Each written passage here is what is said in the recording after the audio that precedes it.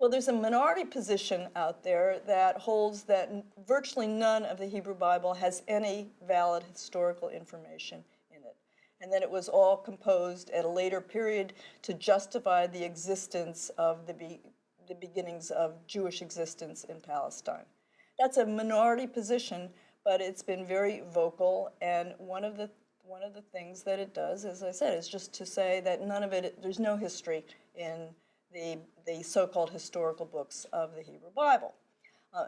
Most scholars reject that out of hand at the get-go, and they say that even though the Bible is not a history book, it certainly has been using historical sources. It has been using court records.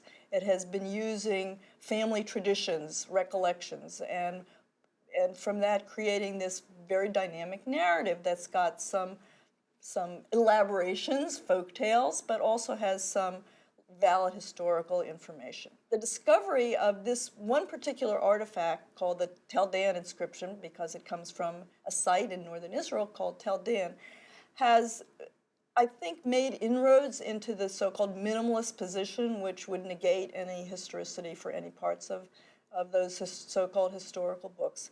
It's a fragment, or rather 3 fragments, of an inscription written on stone in Aramaic, and it dates probably from the 9th century BCE, and it talks about how the Aramaic king, probably Hazael, it doesn't mention him by name, but how he conquered many of the cities in Palestine. By this time, there's a northern and southern kingdom, that the united monarchy of Saul, David, and Solomon has split, and there's a northern kingdom, Israel, and the southern kingdom, Judah. And this was apparently a victory stele, which is set up in the city of Dan, which is one of the cities this Aramean or Syrian general conquered.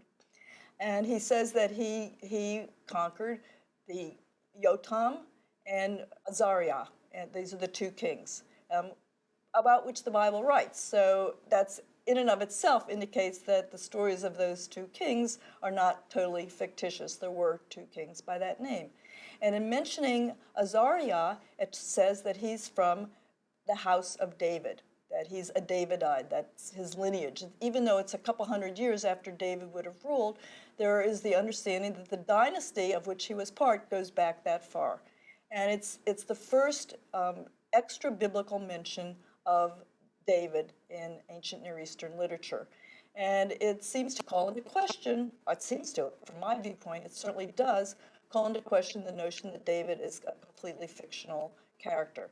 He may be legendary, he may be kind of the King Arthur of ancient Israel, where all kinds of fantastic tales and narratives grew up about him just because he was so charismatic. But he's still, there's an element of a real person underlying the biblical stories about David, and the Tel Dan inscription does a lot towards authenticating that.